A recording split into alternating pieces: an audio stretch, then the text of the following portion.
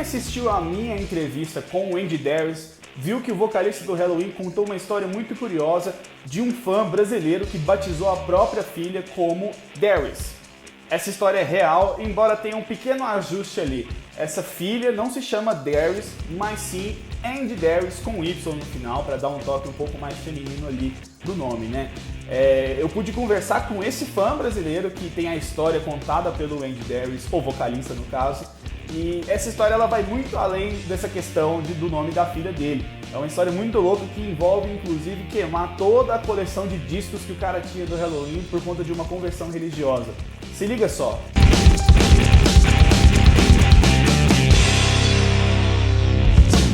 Fala galera, eu sou Igor Miranda e hoje eu trago para vocês uma entrevista com um fã de Helloween que é tão fã que colocou o nome da própria filha como Andy Darius, com Y, não com I, para dar um toque um pouco mais feminino. Esse fã é o Júlio César Jacob e a história dele volta e meia é contada pelo Andy Darius em entrevistas.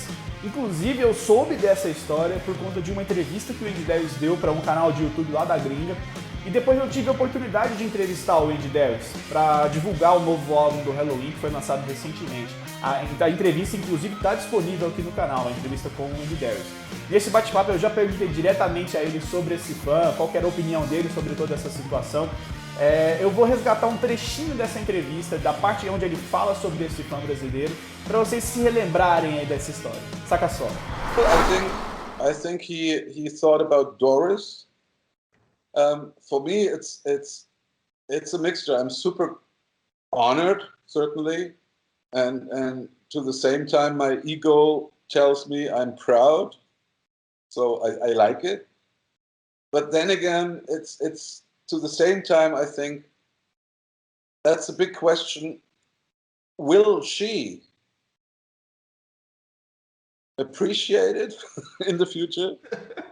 So I don't know. Me as a father of a son, I'm not sure if my son would appreciate the fact that I would call him, I don't know, Paul because of Paul Stanley, or Rob because of Rob Halford, or even more, if he would be a girl, he suddenly would be called Paula. Or Roba. Paula is a very common name here in Brazil, but only Paula here. But I'm not sure if he would be all right with the fact that he's just named Paula, or she's just named Paula because I like Paul Stanley. So, you know what I mean. Yeah. And even more that my name Darius is definitely not a name like Doris. So it's. But then again, why not? A friend of mine, he told me, but you know, Darius sounds like a surname. So it's definitely a name you would call somebody like Joe, James, Darius. It sounds like that. I said, okay, from that point of view, you may be right, but I'm not objective on that one because it's my name. But if you explain it like that, maybe it's okay. It sounds good, but for me, it's a bit, wow. I'm honored, yes, but to the same time, I have that question mark. Are you sure you want to do that? Pois bem, tem esse pequeno detalhe, né, que o nome da filha não é Darius, mas sim Andy Darius com Y no final, e não com I no Indy, né, no caso. Mas essa história ela vai muito além, né? É uma história de fanatismo ali do Júlio César Jacob, que ele mora em Maceió, ele é de Ribeirão Preto, acabou se mudando para Maceió. Ele tem uma história muito longa e curiosa, até um pouco confusa com o Helloween, né? Porque é uma história de altos e baixos, né? Nesse bate-papo que vocês vão ver a seguir, o Júlio César conta toda a sua história, não só com o Helloween, mas com o rock, né? De uma forma geral. Obviamente ele gostava de outras bandas até chegar no Helloween, né? Só que quando ele chegou ao Helloween, mais especificamente ao Helloween com Andy Darius, né? Que é o período ali que começa em 1994, que é quando o Andy Darius entra na banda. É uma história que se torna de um fã que já não é mais um fã, ele é um fanático, né? Já se torna um viciado ali na banda, não só na música, mas como também em todos os detalhes estéticos. Ele conta que teve o apartamento todo pintado na cor laranja por conta da abóbora, né, do Halloween, daquela simbologia envolvendo a banda. Ele tinha uma enorme coleção de discos do Halloween e até de roupas também que ele mandava fazer para ficar igual ao Andy Darius. Era uma relação muito curiosa ali, especificamente com o Andy Darius, né? Ele era fã do Halloween, mas era mais fã ainda do próprio Andy, né? E chega num ponto ali onde a relação dele vai se estreitando com o próprio Andy Darius, né? Eles se conhecem pessoalmente, né, em uma das vindas aqui do Halloween para o Brasil, chegam a conversar e tudo mais, né? A história do Júlio César já havia rodado o mundo ali, né, em termos de fãs do Halloween, porque um site aqui do Brasil, esse site nem existe mais, inclusive, né? Ele conta a história do Júlio César. Na época a filha já era nascida, né? A filha chamada Andy Darius já era nascida. Então essa história, por ser muito curiosa, ela já tinha rodado o mundo naquela época, né? Naquele meado de fim da década de 90, início dos anos 2000. E o Andy ficou tão curioso que quis conhecer esse fã, né? O manager do Halloween já tinha ouvido falar desse fã também, né? Do Júlio César. Acabou que rolou esse encontro, o Júlio César conta essa história desse encontro aqui na entrevista. A partir desse encontro, eles mantêm contato, eles mantêm ali um diálogo pela internet, né? Na época era por e-mail. E até que chega um ponto onde o próprio Júlio César passa por uma conversão religiosa e ele decide se afastar de tudo que tinha ali daquela vida anterior à conversão. E isso envolve, obviamente, o Halloween. Até que ele tomou a decisão de queimar todos os discos, todos os itens da coleção que ele tinha do Halloween. Isso envolve não só álbuns, mas também as roupas que ele tinha mandado fazer, enfim, né? Todo aquele material que tinha a ver com o Halloween, o Júlio César botou fogo, né? Ele até conta que ele se arrepende um pouco dessa decisão, não no sentido de se afastar da banda, porque ele imagina que seria necessário fazer isso, né, naquele momento da conversão, mas ele não teria queimado os itens, também não teria feito o que ele fez, que foi cortar relações com o próprio Andy Darius. Ele manda um e-mail explicando, né, a decisão dele pro Andy Darius, o Andy leva na boa e tudo mais, respeita, mas desde então eles não conversaram mais. Então assim, é uma história com altos e baixos, mas que é uma história muito curiosa que acho que todo fã de Halloween, até de rock, de heavy metal no todo, deveria conhecer, porque, né, é um fato muito raro, né, uma trajetória muito rara, uma coisa que a gente não vê por aí, né? Tanto é que o próprio Andy Darius conta essa história em entrevistas, não só a entrevista que eu fiz com ele, mas também em outras entrevistas até para veículos que não são do Brasil. Sem mais delongas, bora para essa entrevista aí que vocês vão curtir.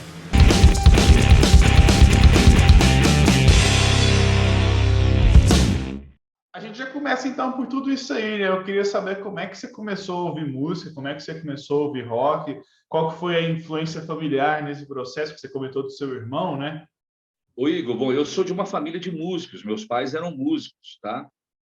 E 4 filhos, 4 músicos.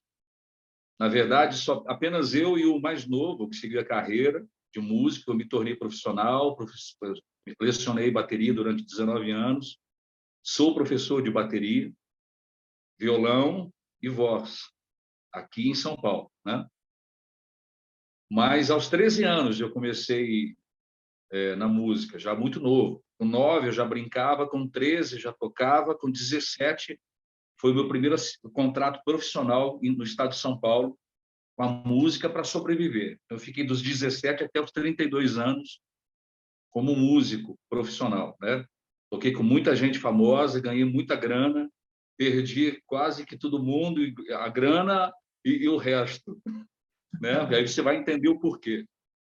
Mas o metal, na verdade, foi através do meu irmão mais velho. Ele já gostava, já curtia muita coisa e colecionava tudo que você pode imaginar. Na época de 70 e pouco para 80 e até 90, então ele já tinha um acervo grande.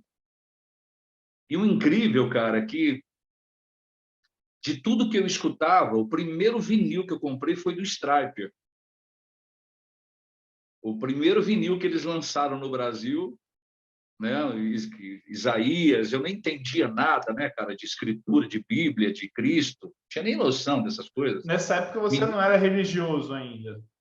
Não, eu venho de uma família libanesa, então esse ranço toda a família é uma família que tem um sangue islâmico, né, muçulmano, não tem muito, ainda que hoje no Líbano tem uma parcela boa de cristãos, a minha família não tinha vínculo nenhum religioso, não gostava de nada disso, então Só que quando eu fui para uma loja de disco com o meu irmão, eu me lembro que tinha acabado de chegar o primeiro vinil do Stryper. E comprando N coisas, eu peguei o vinil para escutar. Botei um fone, na época que você tocava o vinil, e você tinha um aparelhinho de um fone para você tocar, ouvir na loja, né? Cara, e como de costume, o que eu pegava, né? A gente pegava a agulha do vinil, já ia direto para a quinta ou sexta faixa, que essas eram as faixas das baladas. Você já via no vinil que tinha aquelas manchas mais escuras ali, foi, pô, aqui é a balada, que começa com violão, né? Alguma coisa. E logo eu botei ali na primeira faixa, chorava, filho, naquela loja de disco, com aquela balada do Stryper, mas eu não sabia nada do que o cara estava cantando, aquela coisa toda. Aí o meu irmão chegou, eu falei, e aí? Eu falei, nossa, eu escutei outra parte do vinil, que também era outra balada, Fitz Love, se eu não me engano, e, cara, fiquei alucinado por Stryper. Ele levou algumas coisas para casa, Uriah Heep, City Ungle, me lembro, não sei se tinha acabado de chegar também um dos vinis do Sabá. Eu só sei que nós levamos uns 4, 5 vinis para casa. A partir daí ele já gostava muito, e eu falei, cara, que loucura isso, vou entrar nessa pegada de metal aí. Eu fiquei apaixonado. Daí para frente eu comecei a colecionar as coisas, mas isso foi 87, se eu não me engano. E Quando você lançou morava o primeiro onde, por curiosidade? Ribeirão Preto, cidade natal, Ribeirão. E o Halloween ele não entrou na sua vida nesse início, né? Não, não, não. Inclusive, eu não gostava de Halloween por causa do Michael Kiske. Ah, é? É, por incrível que pareça, cara. Eu não conseguia escutar Halloween porque eu não gostava do Kiske. Meu irmão já conhecia o House of Jericho, os primeiros projetos do Halloween, com Kai Hansen. Depois veio os The Keepers com Kiske, aquela coisa toda. Mas eu não gostava, cara. Eu escutava Kai Hansen, mas eu não gostava do Michael Kiske. Achava o cara muito soberbo, metido. Alguns vídeos ao vivo do cara. Eu falei, nossa, cara, como você gosta desse cara? Pelo amor de Deus. E eu nunca comprei um vinil, ou na época, um CD ou vinil do Halloween, porque eu não curtia muito o Michael Kiske, cara. Achava o cara muito arrogante, né? Na época. Eu não conhecia, mas não ia muito com a cara assim. Mas Halloween, na verdade, entrou em 93, quando eu compartilhei com você a história, né? Mas até 93 eu já colecionava muita coisa. Savatage, TNT, né? TNT, Tony Harnell, né? Sempre gostava muito daqueles vocalistas que cantavam muito alto, até porque eu cantava muito alto, então eu me adapto. Tipo assim, cara, eu gosto disso aqui, o cara canta alto demais. O Kiss, que na época cantava muito alto, como canta até hoje, né? Tem um agudo, né, muito louco, mas assim, a entonação dele é muito. Mas Halloween entrou mesmo na veia quando eu estava em Sampa, eu fui escutar o Master pela primeira vez, botar um CD para ouvir de Halloween, entendeu? E você consegue se lembrar desse dia, dessa ocasião? O que te fisgou no som dos caras naquela ocasião específica, da primeira vez? Bom, quando eu peguei a carro, eu estava na Laserland. Eu não sei se quem um dia vai ouvir essa entrevista nossa aqui vai se lembrar dessa loja. Uma loja muito famosa na época em São Paulo. Vendia só importados. Eu lembro que quando eu entrei na loja, eu estava numa turnê com uma dupla sertaneja. Eu era baterista dessa dupla, muito famosa na época. Então, a gente estava em turnê, a gente estava fazendo o lançamento de um dos hotéis na capital de São Paulo. Se eu não me engano, Transamérica, um hotel luxuoso em Sampa, não lembro qual era. Eu lembro que passamos o som e fomos para a loja. Quando eu entro na loja, todo mundo vai caçar as coisas e eu vou no metal, né? Já tinha isso na veia, eu gostava muito. Eu vejo o Halloween, eu vejo que é um CD novo. Mas aí na contracapa eu vejo que tem a foto de um novo vocalista. Até aí eu não era ligado em Halloween de saber de notícias. Não curtia. Mas eu vi um vocalista novo, cara. Deixa eu botar para rodar. Pode botar para rodar? O CD? Pode. Tirei. Na hora que começou o Soul Survival, cara, aquela né, a introdução. Aí veio a primeira faixa, que é Soul Survival, né? E aquele... Falei, cara, que é isso, bicho? Igor, fiquei louco, filho. fiquei louco naquele vocalista, irmão. Falei, nossa, meu Deus do céu. Aí eu fiquei apaixonado, escutei o CD praticamente inteiro até o intervalo de hotel do hotel para fazer o show. Eu comprei esse CD, levei para casa, fui ouvindo no Discman, não é da tua época, viu? Né? Não, mas eu cheguei a ter um Discman assim, na era final da coisa, sabe? Meu Discman da Sony, meu fonezinho, cara, botei para rodar, fiquei maluco, alucinado. A partir daí, o que teve de Halloween no mundo, irmão, passava pela mão do Julião. Eu não deixava escapar nada, cara. Eu comecei a ir para a internet, para revistas, banca de jornais, sites. Foi aí quando a coisa pegou, entendeu? E nessa época, imagino que era muito complicado ter qualquer tipo de coleção, né? Porque a internet ainda ela caminhava ali muito lentamente. Para você manter contato com fãs de outras cidades ou até de outros países, era carta. Como é que você ia saber daqueles caras Nem também? tinha, nem tinha. É super difícil. Na época era vinil e VHS. Você tinha que se contentar com isso ou uma revista que saísse alguma coisa, entendeu? Até para saber que houve uma mudança de formação no Halloween, já era complicado na época, porque as notícias não chegavam assim tão facilmente também, né?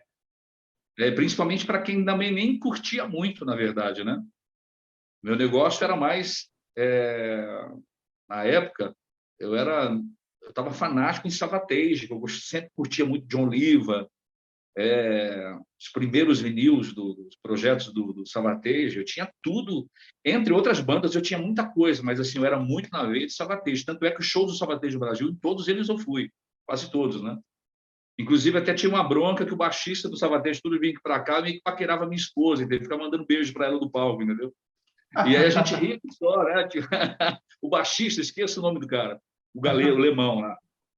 E eu lembro que ele tocava baixo, ficava olhando para ela, porque ela sempre foi muito bonita, né? Eu olhava para ela assim, ela olhava ali sem graça para mim, e ele mandava beijo. Eu falei, pô, cara, que sacanagem desse cara. Eu vim até checar aqui, porque também me foge o nome. O baixista do Savatage, na maior parte da existência da banda, é o Johnny Lee Middleton. Pronto, esse cara mesmo. Se eu pegar ele, pegava ele de pau na época, cara. Não, e a minha esposa, ela estava tão entrosada, né, que ela ia aqui no meu ombro, cara. Ela subia aqui, era nós dois ali o tempo todo, entendeu? Mas essa relação que você tinha com o Savatage, com as outras bandas que você curtia antes, não dá para comparar com o que veio com relação ao Halloween depois? Não. Que aí o Halloween foi um fanatismo mesmo, né? Foi loucura. Cara, a loucura foi tão grande que eu comecei a perder a minha própria identidade. Por isso que a gente vai chegar naquilo que depois eu comentei com você, de não ter mais os materiais, aquela coisa. Comecei a perder minha identidade, cara. Até no palco, os trejeitos meus eram os mesmos trejeitos que o Andy tinha, cara. O negócio ficou meio doentio, entendeu? Você comentou que você usava as roupas também, mandava fazer bracelete, essas coisas, tudo de acordo com o Andy Darius. Tudo que ele lançava, eu mandava fazer as cópias de todas as camisas, calças, coturnos, pulseiras, bracelete, óculos. Tudo que você pode imaginar, eu tinha todas as mesmas coisas, mas não eram assim parecidas, não. Era assim, cara, eram cópias idênticas. Quem olhava, eu digo, bicho, não acredito, cara, que se o cara te mandou igual, entendeu? A mesma. Porque eu fui até em fábricas de calçados em Franca, como eu te disse, né, para poder... Não, eu quero a bota desse jeito, é essa foto que você vai fazer, a sola assim, o couro assim, o aço aqui na frente, o desenho aqui. A camisa de couro eu procurei no mundo inteiro, a mesma camisa preta que ele usou no clipe I Can, né? Aquela preta de couro preta, as outras rosas do Monster of Rock que ele teve aqui, os mesmos pingentes, os anéis, mandei fazer os mesmos, as mesmas medidas, e o bracelete de prata na época, paguei caríssimo, cara. Mas o cara demorou meses para fazer, mas fez igual. E eu comecei a perder a identidade, porque ainda que cantando pop rock ou sertanejo, porque eu tinha uma banda country, né, na época, minha esposa olhava e falava assim, amor do céu, até o jeito do palco, de de falar, de gesticular, é tudo igual. Eu comecei a ficar meio preocupado com isso, entendeu? Como você já era habituado a colecionar material das bandas que você curtia antes do próprio Helloween entrar na sua vida, você passou a colecionar, obviamente, material do Helloween. Você se lembra, assim, dos itens principais aí que você tinha na coleção, que as coisas mais raras, as coisas mais legais que você tinha, que você mais curtia? Cara, o que eu tinha era os lançamentos que eles faziam no Japão, que não chegavam no Brasil, e que 2 irmãos me mandavam. Eu tinha e ninguém tinha. Né? Cara, o Helloween fez o show ontem ao vivo, eu encontrei aqui no Japão, estão vendendo aqui pirata os negócios, cara. Quer que eu te mando? Quanto custa isso? Vamos por hoje. Ah, cara, custa 500 conto, eu te mando. Não, eu estou te mandando agora, eu deposito, você me manda. E quando eu chegava aqui, os caras de São Paulo ficavam doidos, né? Os caras da loja falavam assim, cara, você já tá com esse negócio ao vivo dos caras aí. Eu tô e você não vai ter, irmão. Se você quiser... Né? A 24 de maio, cara, ali, quando eu chegava, bicho, os caras, tipo assim, riam até aqui, tipo assim, nossa, cara, o cara maluco chegou, o cara vai comprar o que tem e o que não tem, porque, o Igor, filho, eu gastei, você nem sonha, irmão, o que eu entrava naquela 24 de maio e saía só no outro dia, irmão, aquela ali, eu chegava ali, quando abria as lojas, eu não almoçava, eu passava até às 5, 6 horas da noite, 7 horas da noite ali, comprando tudo que tinha de Halloween. Mandava fazer tudo, comprava tudo, vendia, trocava, fazia bolo com os caras, e todas as lojas me conheciam. Inclusive, tinha até um amigo meu, lá, não sei se você conhece, que é o sósia do Blackmoor, né, do Rich Blackmoor, lá, ele é muito famoso lá. E o sósia do Kiss, que tinha um sósia lá na época, né? Um cara que era muito famoso ali na 24 de maio. Mas as coisas que eu tinha do Halloween que eram diferenciadas, além daquilo que ele me mandou, era aquilo que saía nos lugares, né, em outros países, que não chegavam no Brasil, demoravam para chegar. Né? Que eram principalmente os VHS, as coisas ao vivo, piratas, e os CDs piratas que eu tinha, que os caras, o povo aqui para ter, demorava demais para chegar. Né? Mas eu já tinha em mãos. Entendi. E também tinha um lance do seu próprio apartamento também, ser meio que uma homenagem ao Halloween, né? Teve, eu morava na Vila Branches, aqui não sei se você não conhece, é um bairro aqui da cidade. Quando eu me mudei para a minha esposa, nós pintamos todo o apartamento de laranja por dentro e mandei fazer nos cômodos de espuma, as cabeças de abóbora, que é essa tatuagem que eu tenho, né? Aquela do Peter Raw, né? Aquela capa da bruxinha aqui, é um dos monstrinhos ali da cabeça de abóbora botando fogo, entendeu? Para cima, assim, espantando os anjos, aquela coisa toda. E eu mandei fazer essa cabeça nos cômodos do meu apartamento. Eram mais ou menos 5, 6 cabeças de abóbora, de mais ou menos 1 metro de espuma cada cômodo. Fora, sem contar, o apartamento todo laranja por dentro. E sem contar que a minha estante era lotada das bruxinhas de abóbora, né, cara? Tinha que ter pelo menos umas 30, 40 ali, né, irmão? Não te dava dor de cabeça morar num apartamento todo laranja, não? Não. Não, é um paraíso, irmão. Na época, para mim, era o Jardim do Éden, cara. Ah, que legal. Os vizinhos que tinham pavor, né, cara? Ficava escutando o dia todo, né? Porque era Halloween eu abri os olhos a dormir, irmão. Eu dormia com um som aqui na orelha, cara. Caramba. E você chegou a conhecer o pessoal, os integrantes da banda pessoalmente nas passagens no Brasil, né? Foi.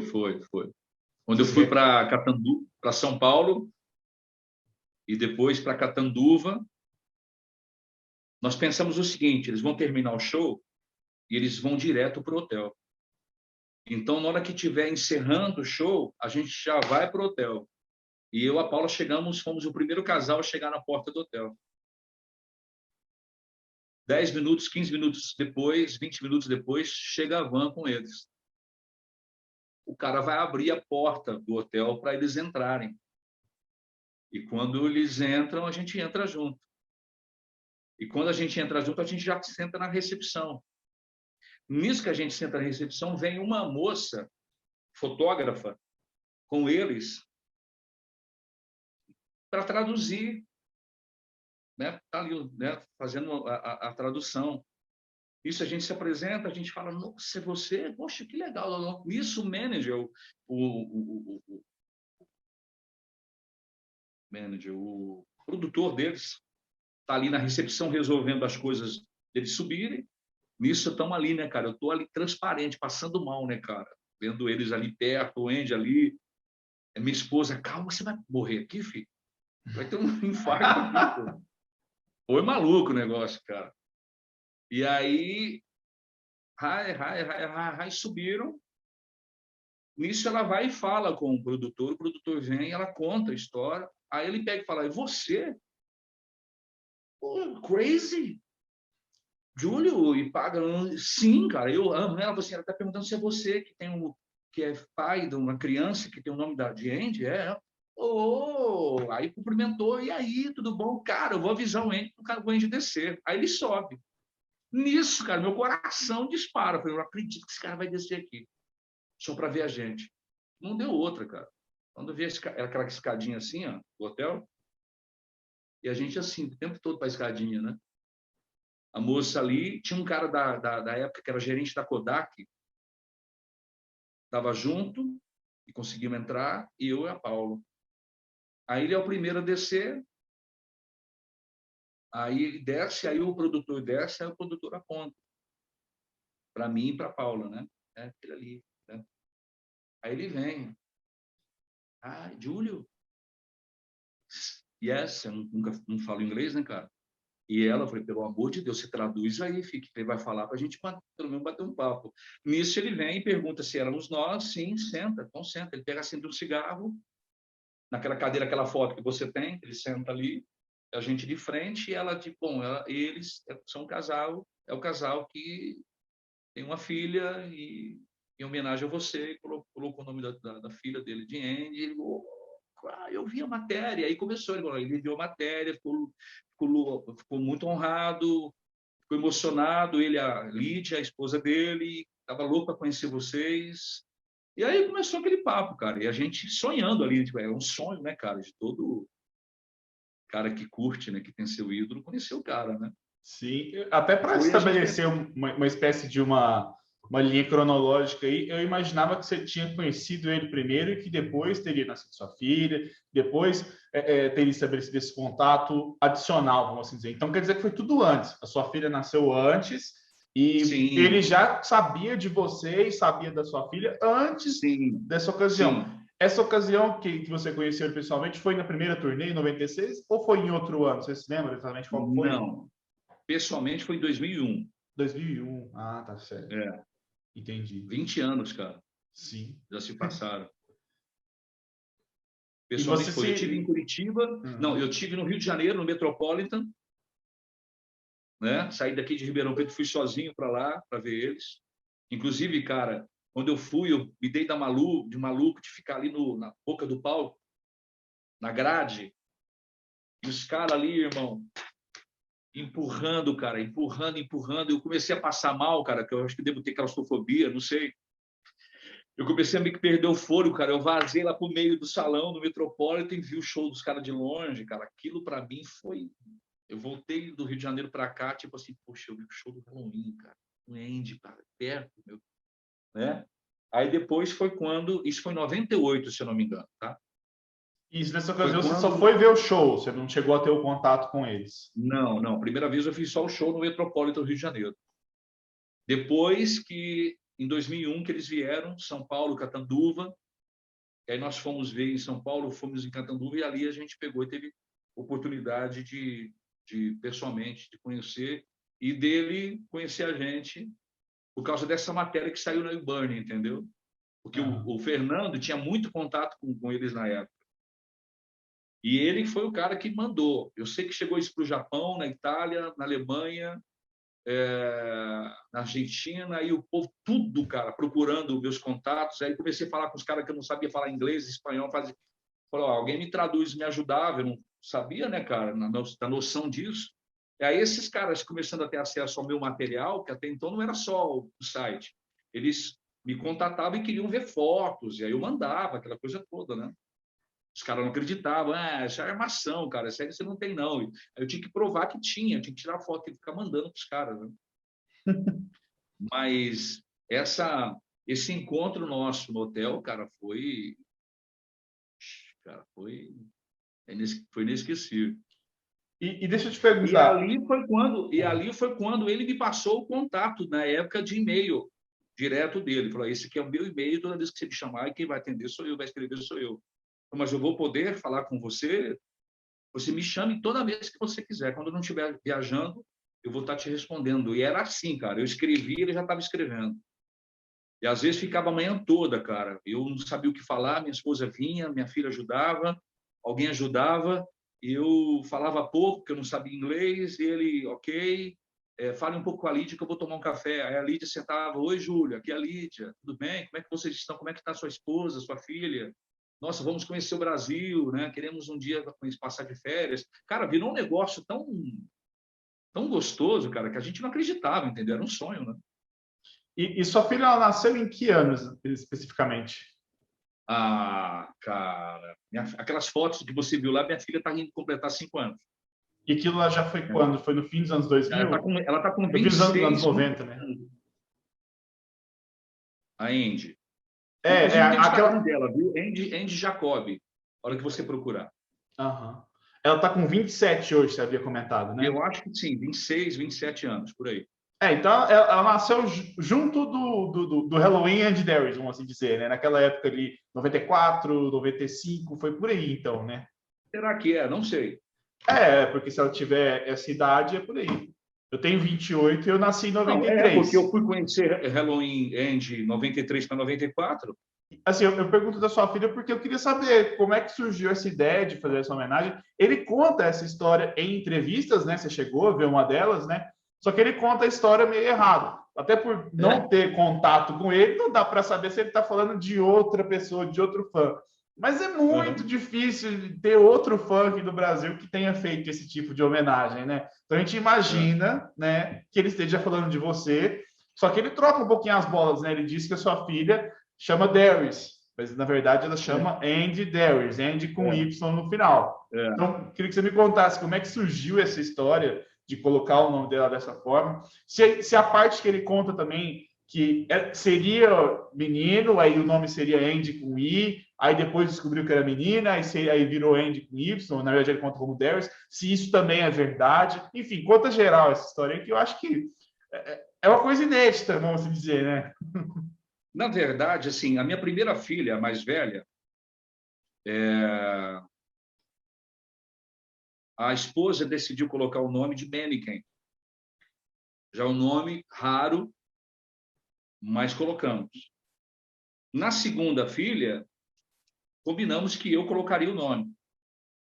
Quando a minha segunda filha nasce, eu estou alucinado por Halloween, cara. Eu falei, pô, cara, o meu ídolo é o Andy, né, cara? Então, Andy também casa no feminino, cabe no feminino, né? Foi quando eu falei assim para minha ex-esposa na época, posso colocar o nome dela? Vamos colocar o nome dela de Andy? Nossa, Andy? Eu falei, mas tem vários artistas, além do Andy, do Halloween, tem vários artistas que se chamam Andy, né? Vamos colocar, bonito. Então vai. Aí a gente pegou e liberou e colocou o nome, entendeu? Foi difícil na época para provar no cartório, tanto Mannequin como Andy, eu tive que provar que tinha fontes, essas coisas, isso na época, né? E aí foi colocado o nome de Andy, mas o fato dele confundir, eu até entendo, né? Pô, 20 anos, cara, né? O cara não ia lembrar de detalhes, né? Detalhes só sabemos nós, né? Ele não. Mas se fosse menino, chamaria Andy ou Andreas, mas se fosse menina, eu coloquei Andy, mas para caracterizar ainda mais que menino, aí eu tirei o I para colocar o Y, entendeu? Né? Para soar ainda mais feminino. Mas foi essa foi o combinado da época. Se nascer for menina, eu vou colocar Andy. Não, então também pode colocar. Foi quando nós colocamos o nome da minha filha de Andy, né? E assim, lindo, né, cara? Eu acho super legal, cara. E assim, ele comenta lá que nessa entrevista que eu fiz com ele, né? Eu até te passei a resposta, né? Ele comenta que ele fica receoso, né? Por um lado, ele fica, lógico, ele fica honrado, né? Ele fica lisonjeado pela homenagem, mas por outro lado, ele fica receoso por conta do que a sua filha pensaria, né? Depois de crescida, com relação ao próprio nome. Aí entra a pergunta: o que ela acha do nome dela? Minha filha não gosta de metal, né? Inclusive ela é cristã também, mas ela ama o nome dela. Graças a Deus, até aí foi tudo bem.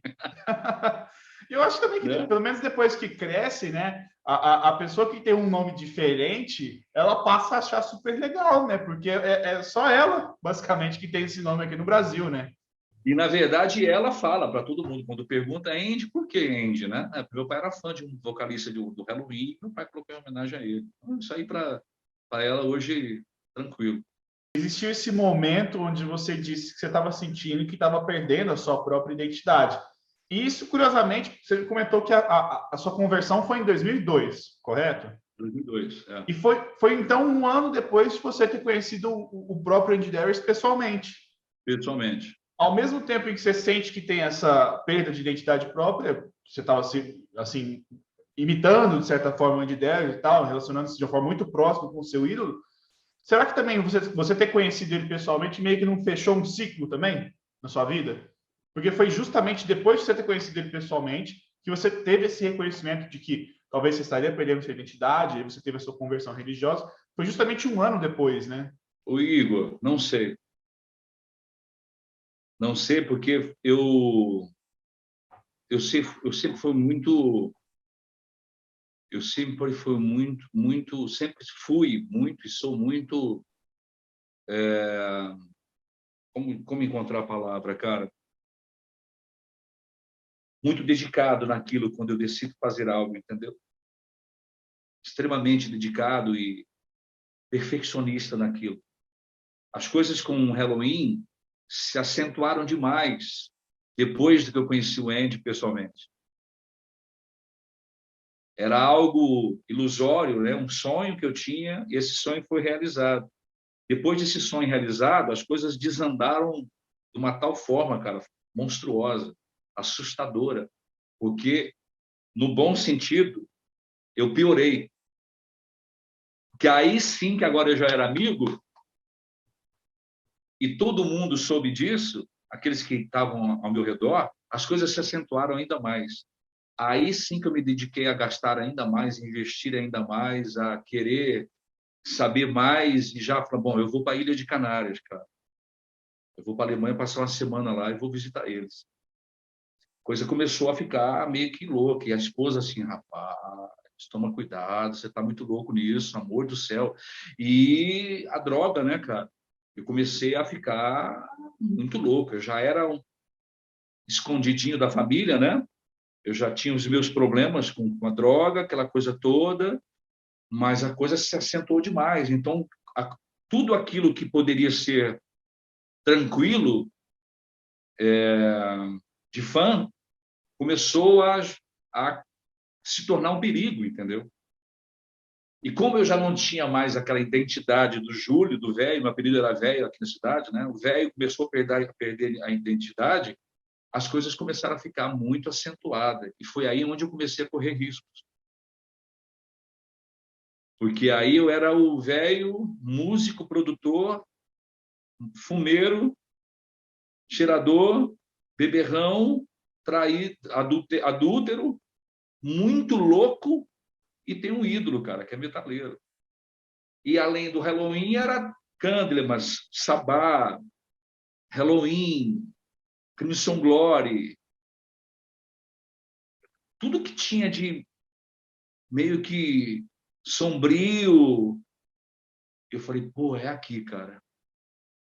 Então, assim, eu comecei a ficar muito preocupado. A família começou a ficar um pouco preocupada. A esposa, então, falou assim, bicho, esse cara vai morrer. Tá tão maluco nisso que ele vai... E aí a grana foi embora, né, cara? Tudo que eu recebia na semana, tudo que eu recebia e a minha esposa recebia era 24 de maio, irmão. 24 de maio, os sites, as importadoras tinham para me mandar as coisas. Então, assim, a coisa começou a ficar meio que perigosa, entendeu? Mesmo Porque eu sua não esposa... duvido que não seja assim com os demais, entendeu? Quando a coisa se acentua demais, né? Você vê os casos de John Lennon, as coisas assim, você vê os históricos, você vê meio que um negócio louco, entendeu? Uhum. Então foi necessário, às vezes, a gente pisar no freio, né? A gente parar um pouco, né? Para refletir. Você comenta que a sua própria esposa estava comentando, né, estava demais, né? E ela mesma te apoiava antes, né? Quando era uma coisa ainda saudável, né? Não é que ela sempre foi contra, não, ela te apoiava, ela curtia também, você fez Apoiava ela curtir, né? e curtia, né? Apoiava e curtia. E muito. Só que aí chegou num ponto que ficou tão preocupante que até ela, que também curtia contigo, falou, não, a gente precisa de uma mudança aqui, né? Completa. Sim. E como é que ocorreu essa mudança, né? Essa mudança ela veio com a conversão ou antes você já estava trabalhando em uma mudança nesse sentido de, né, de se afastar do fanatismo, do Halloween, nesse sentido? Eu nunca tive desejo de me afastar. Não partiu de mim. O estranho foi isso. Eu não fui buscar uma igreja, me converter para que ele me libertasse disso. Não. Foi o contrário. O que foi mais assustador foi isso, cara. Foi de surpresa. E você se recorda de como é que aconteceu isso? Eu tinha o costume de ir para todas as portas que se abriam religiosos, mas tinha pavor de entrar numa igreja evangélica, protestantismo. Odiava, cara, esse povo. Tinha bronca pesada, irmão. E foi a última porta que minha esposa, dos anos todos, depois da maconha começar a tomar um rumo descontrolado, as minhas viagens de 3, 4 mil quilômetros semanais com shows nas pistas, essas loucuras, foi quando ela falou, olha, eu quero me divorciar, eu quero me separar de você, não dá mais para mim, te amo demais, mas você está muito louco com essas coisas e eu estou te falando, você vai morrer uma hora, ou na estrada, ou debaixo do palco. Que era briga constantes com fãs, né, com o povo, eu era muito louco, muito agressivo, né? Muito arrogante, muito soberbo. Cara, shows que eu fazia era para 60, 70, 80 mil pessoas. Eu era músico de grandes artistas, cara. Então, eu era meio que orgulhosão, entendeu? Eu ganhava bem, né, cara? Baita de um batera, uma batera maluca, cara.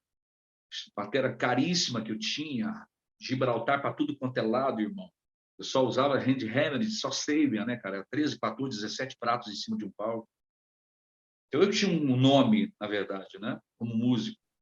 Mas, assim, eu comecei a... Foi quando a minha esposa falou, olha, a última porta que você nunca bateu, vamos visitar uma igreja, né? Porque a gente precisa de Deus, cara. Você está morrendo. Depois de tanto insistir, depois de várias brigas, eu vou para o culto com ela, no domingo.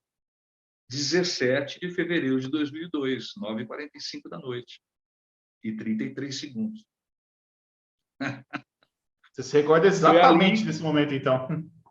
Foi ali que eu estou no culto, tudo acontece, eu decido aceitar Cristo em mim, ela também, eu acordo sem maconha, sem o cigarro, sem a vontade de beber, sem o desejo de escutar Halloween. Foi assustador, cara, 10h30 da manhã do outro dia. Eu acordei, minha esposa está na cozinha fazendo o almoço, 11 horas da manhã. Eu acordo, estou vendo a minha esposa chorar.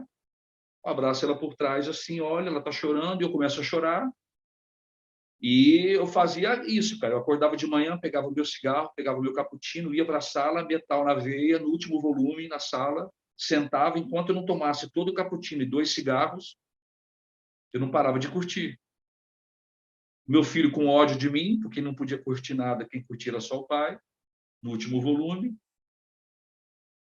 E eu acordo de manhã, esqueço que tem um som na sala, esqueço que tem cerveja no freezer, esqueço que tem meus 2 maços de cigarro, cinzeiro, isqueiro e 1 litro de cappuccino, esqueço que tem um papelote de maconha no caibro do quintal, abraço minha esposa e começo a chorar junto com ela. Ela vira, e ontem? Eu falei, eu não dormi direito, nem eu dormi direito. Eu não acordei estranho. O que foi? Não sei. Acordei estranho, mas o que foi? Não sei. Eu não acendo cigarro, não faço nada, vou para a sala, sento, choro. Aquela coleção inteira de Halloween na minha frente, com as bruxinhas na estante, o CD pronto, High Live, para curtir ao vivo. E eu não tenho coragem de pegar o controle para ligar. Ela vem chorando, você não vai escutar? Eu falei, eu não quero. Ela, o quê? Eu não quero. Eu falei, vai. Ela volta para a cozinha, termina o almoço, a gente almoça, eu não bebo. Cara, ela é tão maluco, Igor. Era forrado de cerveja da Bavária, que era patrocinado, na gente, que eram endorses, né, na época da Bavária, cerveja. Era forrado de Bavária a minha geladeira, cara, com os pontos prontos já de limão e sal, cara. Eu só tomava latinha se eu jogasse todo o limão com sal para beber a lata inteira, é coisa de segundo. Nem isso, cara. Eu me acordei, passei o dia, não tive coragem de olhar, comecei a olhar tudo aquela laranja. E agora? Nisso eu confesso os meus 34 adultérios, no mesmo dia com ela. Minha esposa me perdoa. Sabe o que é confessar 34 adultérios com a minha esposa, irmão? Não foi lavagem cerebral, irmão. Eu não fui para a Universal, tá? Fui para uma igreja muito conceituada de palavra, entendeu? Então, eu acredito assim que eu não me converti, ele me converteu. Foi alguma coisa assustadora que ele disse assim, foi claro, né? Chega, né? Eu quero você para mim, te escolhi para mim, você vai, eu vou te libertar. Foi quando daí para frente eu comecei a não mais ouvir, cara. E quando daí para frente, na mesma semana, eu já apaixonado por Deus, cara, eu mando uma mensagem para o Andy pedir perdão para ele, cara. Cara, mandar uma mensagem para o Andy dizendo, pedindo perdão para ele e para a Lídia, que eu não gostaria mais de curtir as coisas de Halloween, que eu ia dar um tempo e que Deus estava mudando a minha vida, que eles talvez não entenderiam, mas é só eu que estava vivendo aquilo e ele entendemos perfeitamente, desejamos bênçãos para vocês, que Deus abençoe você, a Paula, a tua filha, fica com o nosso carinho, quando quiser falar conosco, falem, a gente entende, respeita a tua decisão. E eu chorava, cara, escrevia para ele, eu estou chorando aqui pedindo perdão para vocês, me perdoe, Andy, mas eu não quero mais te tratar como ídolo, o ídolo. Posso te chamar de meu amigo, Andy? Cara, ele falou assim, pode sim. O meu próximo e-mail para ele foi, hi, my brother, né? Então você que chegou a manter contato com ele, então, nesse período? Mantive com ele ainda mais um tempo, mas quando eu fui desfazer das coisas, e demorou uma semana para desfazer de tudo que eu tinha, eu acabei botando fogo em tudo, inclusive meu irmão, que vai ver talvez essa entrevista, né? Ele ficou pé da vida e se tornou meu inimigo, porque ele queria tudo para ele. Eu falei assim, por que você não deu para mim tudo isso? Você é louco, né? Aí eu falei, cara, o que eu não quis para mim, eu não queria para você. Você também já estava bitolado com o negócio do Scorpions, ele continua até hoje, muito louco nisso, né? E eu decidi botar fogo em tudo, cara. Então, foi um carro, duas, três viagens de carro, com todas as coisas de Halloween, com todas as revistas, pôsteres, fotos, as roupas que ele me mandou, os presentes que ele mandou para minha filha, as fotos que ele mandou rara a ele com a esposa, assinado, autografado por eles, com Júlio, com filho. Cara, que desperdício. Hoje, com 51 anos de idade, eu entendo, tipo assim, poxa, que besteira que eu fui fazer, cara. Que desrespeito, que desonra, né, cara? Porém, se eu não fizesse isso, cara, talvez eu estaria vivo hoje. Talvez mesmo que você fosse desfazer dos itens, né? Talvez você teria, às vezes, presenteado alguém que gosta. Você poderia não ter mais os itens, né? Seria uma parte da sua vida, tudo mais que você estaria passando adiante, mas talvez não queimando, né? E sim presenteando outros fãs, seu próprio irmão, que você havia comentado, né? Foi, cara. Eu entendo que... Eu quero entender, entendeu? Que isso tudo foi necessário. Porque foi uma maneira de romper, entendeu? Sabe quando você precisa cortar o laço? Mas eu não cortei com dor, cara. Foi um negócio muito louco, Igor. Só quem vive, cara. Essa reflexão que você tem é de hoje, né? Na época você estava decidido que seria isso, e não foi uma coisa que você sentiu que, eu vou sentir falta disso. Não, pelo que você me conta aqui, na época você simplesmente estava convencido de que aquilo ali seria o que você deveria fazer, né? E, na verdade, hoje eu não sinto falta. O sentimento que eu tenho foi o da desonra. Talvez eu vou falar um linguajar que talvez o teu público não entenda, não sei, né? Eu estou falando isso como o que eu entendo hoje sobre ser cristão, tá? Eu entendo que hoje o que eu fiz foi uma desonra, um desrespeito, entendeu? Eu fico imaginando o cara embalando uma caixa de presente do tamanho de uma mala, irmão. Botando a camisa, botando os colares, os pulseiras, os brincos, a corrente da minha filha com pingente de uma paleta escrito Andy Jacob, de presente para minha filha, assinado, né? Uma carta, cara, uma folha frente e verso, escrita a caneta pela Lídia, né? Agradecendo, falando do Andy, falando deles, da família na Alemanha, dos pais do Andy. Cara, como se fôssemos amigos, sabe o negócio? E aí eu botar tudo isso na caixa. Cara, quando o correio, irmão, chegou na porta da minha casa, porque ela me mandou uma mensagem dizendo assim: me passe teu endereço aí no Brasil, que o Andy disse que vai te mandar um presente. Aí eu falei: sério? Sim. Eu falei: eu não acredito. Acredite. Ele vai te mandar. Não sei quando, mas um dia chega. Quando o correio bateu, meu irmão, o cara pegou uma caixa, parecendo um caixão, irmão, do tamanho de uma mala. E eu, pois não, Júlio César Jacob? Sim. Olha, correio. Quando eu li Ilha de Canárias, Tenerife, Espanha, Lídia, Deres, não sei das quantas, Piriri, Pará, cheio de selo. Igor, do céu, qual que eu desmaio, irmão? A hora que eu abri, que era a primeira blusa de couro, com aquela do clipe, né? Mr. Ego, não sei se é, acho que é. A blusa marrom da turnê que ele usou na Itália, os clipes ao vivo, eu pendurei num quadro de vidro, cara, para fazer, pendurei na sala, cara. O negócio ficou show de bola. Só que aí aconteceu tudo isso e aí eu pego e vou para um matagal, cara, aqui na cidade, 2, 3 viagens, vira aquela montanha de coisas, e a gente joga álcool em tudo e lança o isqueiro ali, ele começa a pegar fogo. Uma semana depois a gente volta e aquilo ainda estava pegando fogo e tinha muita coisa que não tinha pego fogo, e eu ainda joguei álcool de novo para jogar fogo em tudo.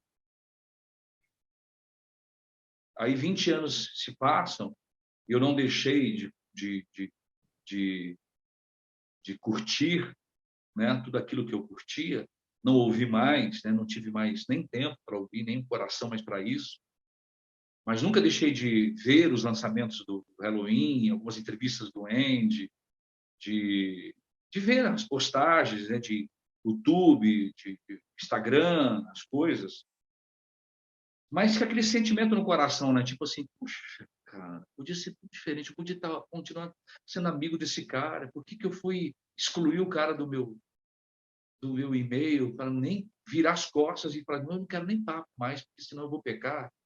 Como eu quero, cara, que você faça esse vídeo chegar no Andy, não sei se isso vai ser possível, mas como eu gostaria, cara, de poder ter a oportunidade, cara, não de ser amigo dele novamente, talvez isso não aconteça, não sei, de poder falar assim, me perdoa, besteira que eu fiz.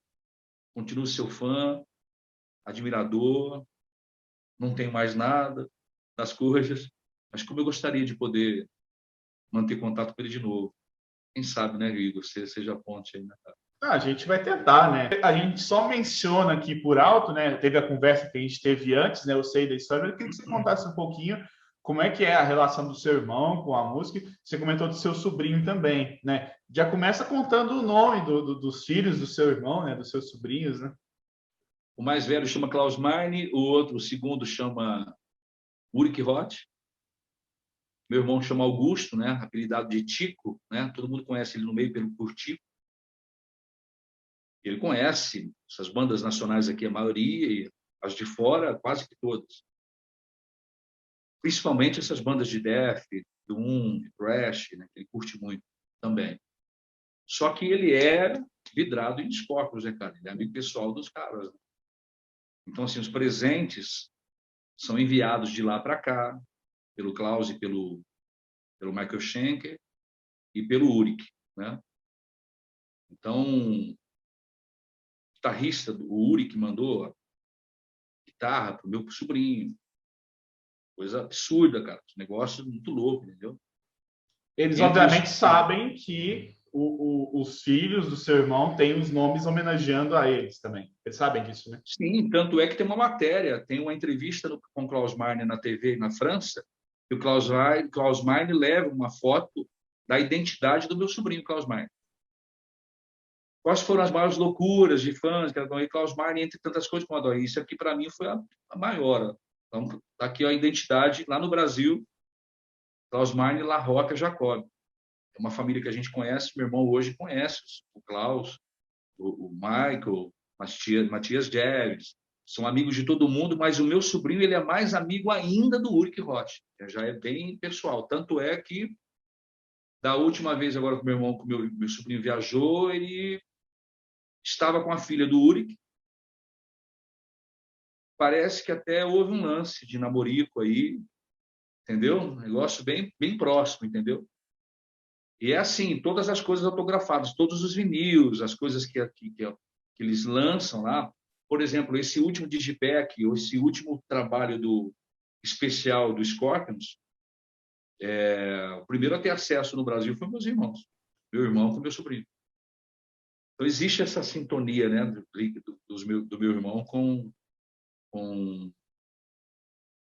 seus filhos. O Klaus Meine, hoje, ele é evangélico também, ele está na igreja, ele nunca curtiu. Tem o nome de Klaus, mas ele nunca curtiu como o pai e o outro irmão, não. Nunca gostou muito, assim. Gostava, mas não muito. O Ulrich e o meu irmão realmente que são bem fanáticos por Scorpions e entre outras bandas, mas negócio é Scorpions mesmo. Tá? Tem tudo que você pode imaginar. Tatuagem, então, filho. Tatuagem do Ulrich aqui, meu irmão, escorpião na cabeça, nas costas, não sei. O negócio é maluco. Então é isso, galera. Espero que vocês tenham curtido esse bate-papo, até por ter sido uma história muito diferente, uma história muito peculiar, né? Eu nunca vi alguém com uma história parecida com essa, minimamente parecida, né? Nunca vi nada igual. E espero que vocês tenham gostado, né, desse bate-papo, desse vídeo aí. Tem um formato um pouquinho diferente dos outros que eu venho trazendo, mas eu imaginei que seria interessante para vocês. E para quem curtiu, deixa seu comentário, deixa sua curtida e deixa sua inscrição aqui também no canal para acompanhar os próximos vídeos. Eu estou reativando o canal, né? Reativei ele recentemente e estou trazendo aqui alguns conteúdos esporádicos bem legais aí para quem curte rock, para quem curte heavy metal e quem curte música em geral. É isso, obrigado a todos que acompanharam, um abraço, valeu!